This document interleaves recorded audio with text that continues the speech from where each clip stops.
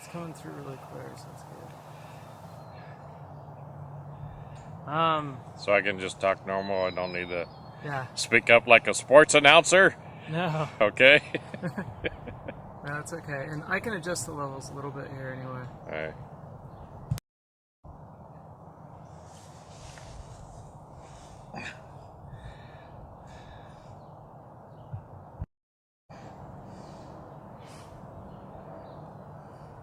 Okay.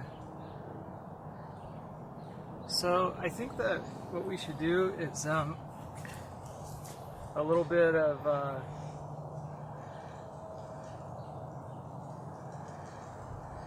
I guess it would make sense to go as far back as you can with the Mansurs. Is that okay? And then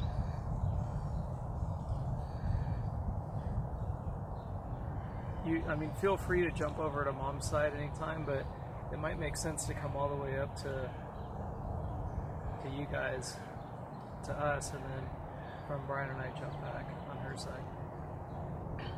Is that okay? Do you expect me to do the whole genealogy by memory? Well, do you need notes? You don't have to do it. I mean, it doesn't have to be...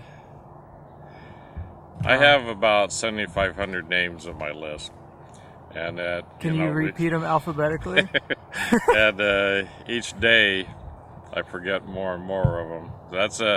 That's one disadvantage of doing genealogy. When you're older and decrepit, you don't remember as many things. The other thing is you've missed an advantage when you're young to talk to a lot of people in your family who had information that you just can't get otherwise. The biggest disadvantage of doing genealogy when you're young is it's too compelling. It's like gambling. It's a disease. You get so locked in that it's hard to put it aside and move on to other things.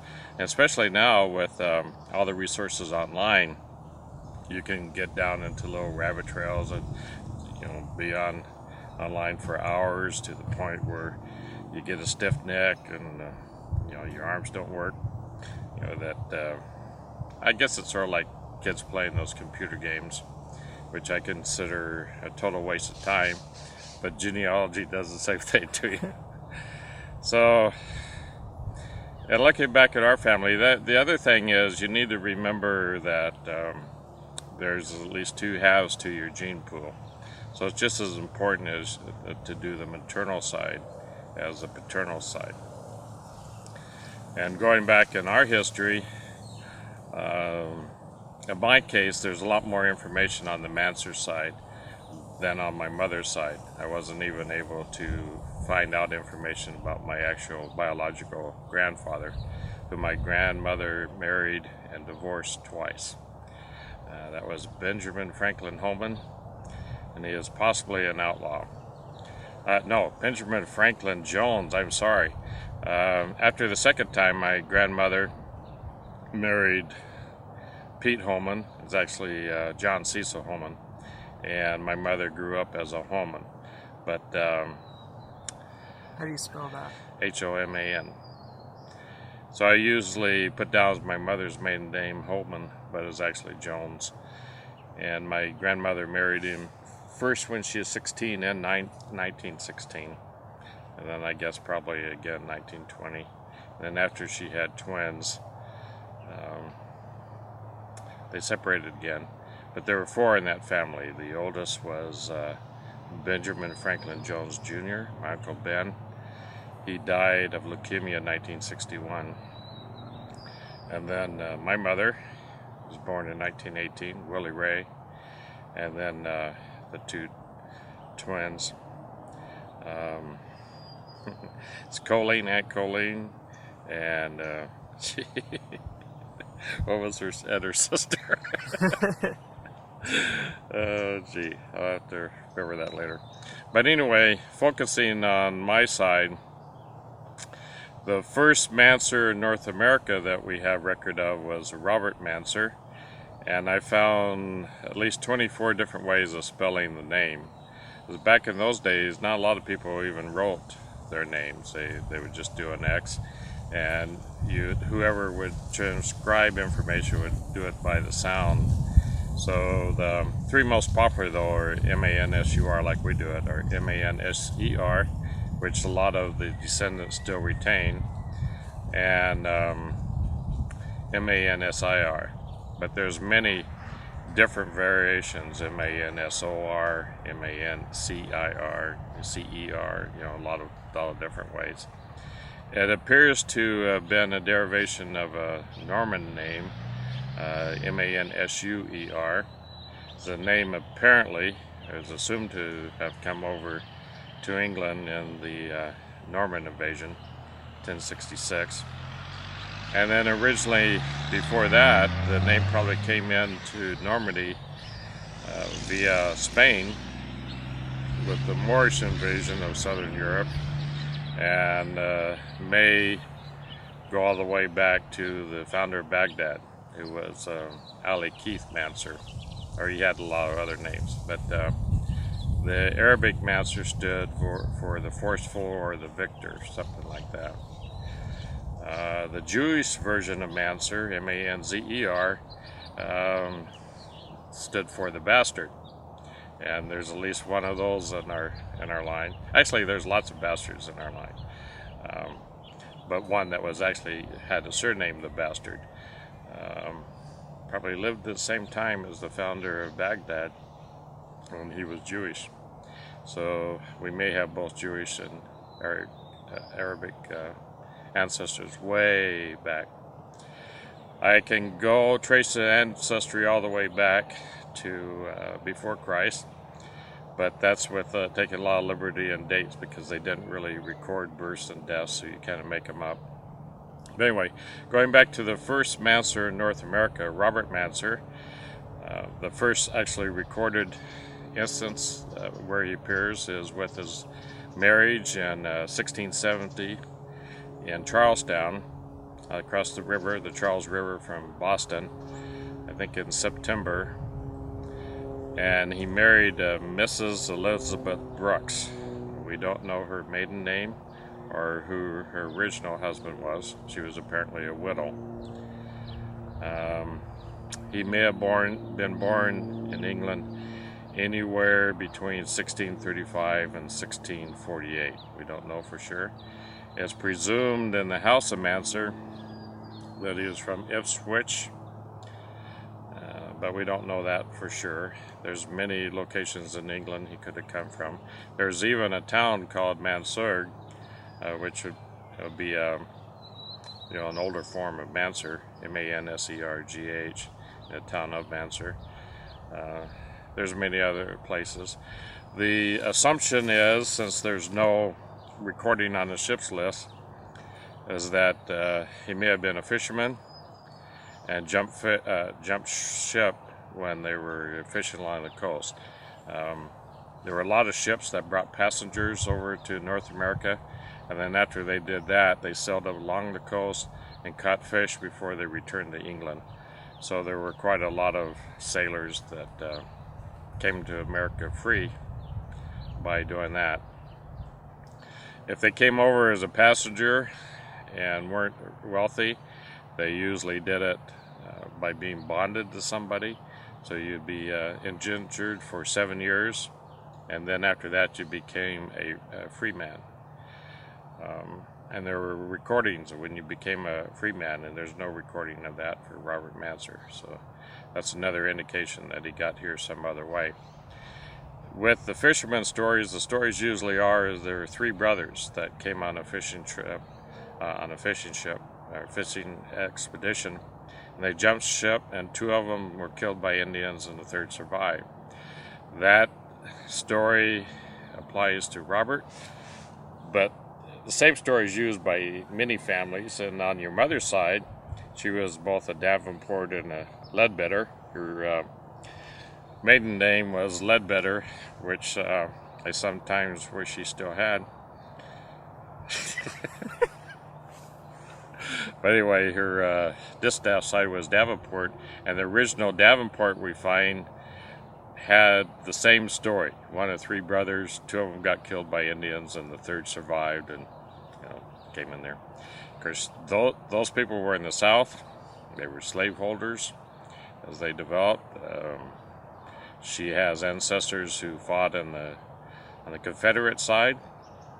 My great-grandfather was in the 8th Wisconsin infantry and fought on the north side. So we've had that north and south.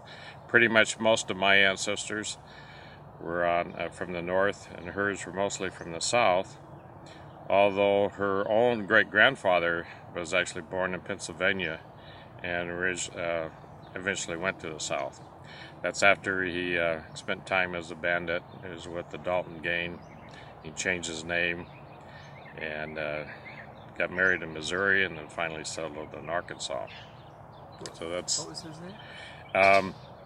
It's her great-grandfather Deering, but his original name in Pennsylvania is apparently Steele. It's George Henry Deering. I'm not quite sure if he had George Henry when he was a Steele. Apparently when he was still a teenager, he killed a man in a pub or a bar in a fight, accidentally.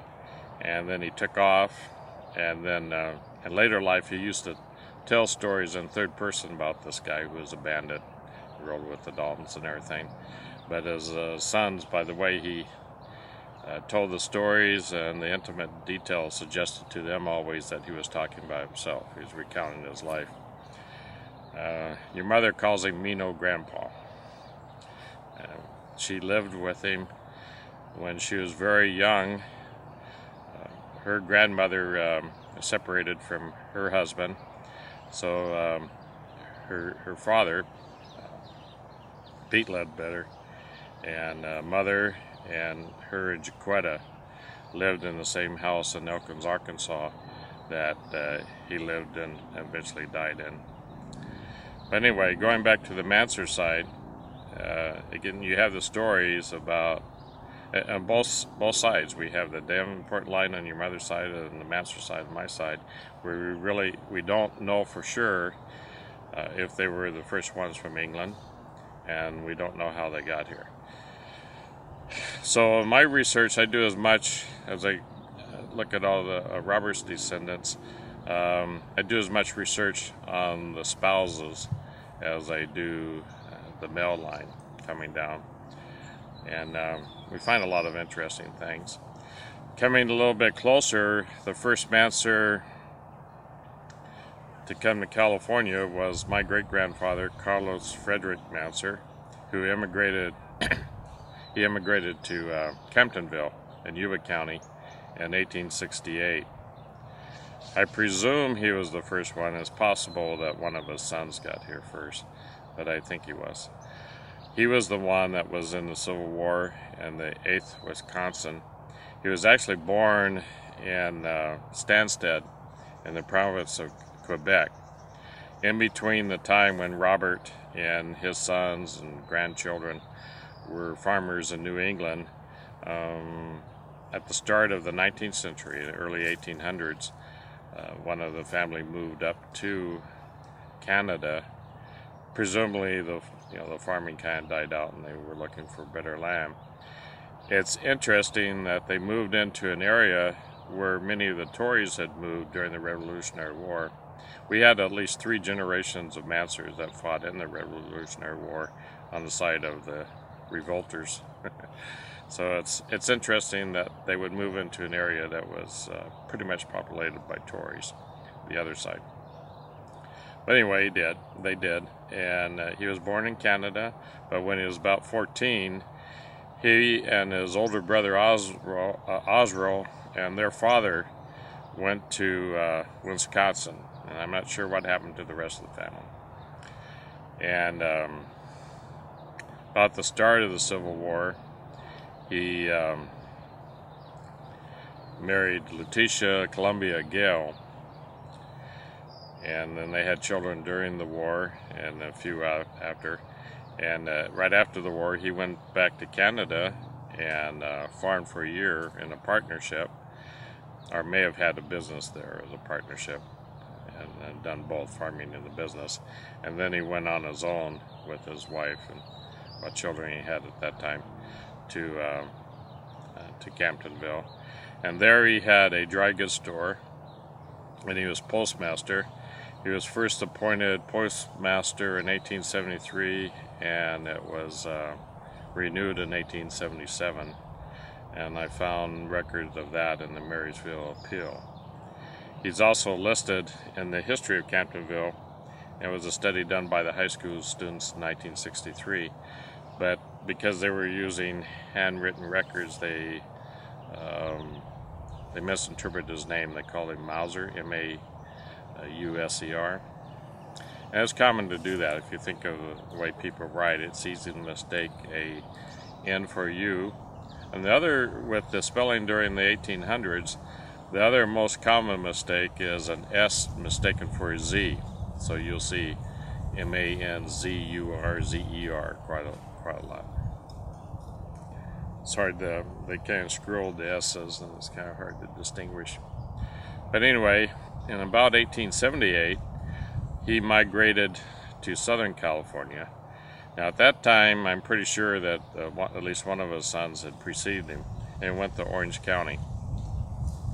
And then apparently he had made quite a bit of money in Camptonville, because he is able to put up $200,000, or at least part of it, is in a partnership for the first Orange County Savings Bank. And he took the job of a clerk. He kind of divided up the work. He also started the first Farmers and Merchants Banks there. And according to an article in the old register, he had several farms and orchards around the area. He had a son, Osrell, who was named after his older brother.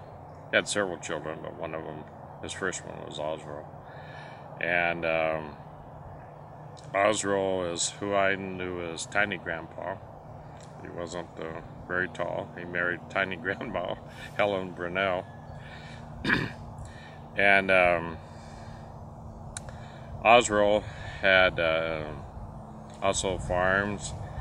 He either started, or with one of his sons, Stanley, started the first Ford dealership in Santa Ana. There were tractors at that time. They didn't sell cars.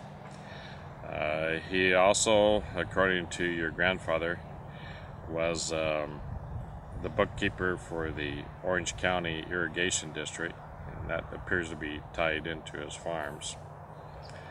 And one of the interesting things he did, he apparently was pretty well off. He had a beach cabin built down Laguna Beach, in what we call the boardwalk, and I remember that as a kid. We used to go down there for southern vacations. All parts of the family did too. It was a tiny little house, but it was right on the beach. Those houses have long been destroyed. I'm not sure what the ownership was, whether they were just all squatters or what, but it was a little two-story house. And it was, like I said, it was right in the center of downtown Laguna. And I remember going there as a kid, and I remember the old greeter bringing me toys when I was real little that he picked up along the beach. But anyway, Osrell then was the father. Osrell and Helen were the parents of Clarence Howard Mansur, my grandfather. But Osrell had some kind of an out with his father, Carlos Frederick, and he had gone back to Chicago. So when my grandfather was born, it was in Chicago in 1890, not in California. So even though I call myself the fifth generation California, I'm kind of cheating, because the first one was an immigrant, and my grandfather wasn't actually born here.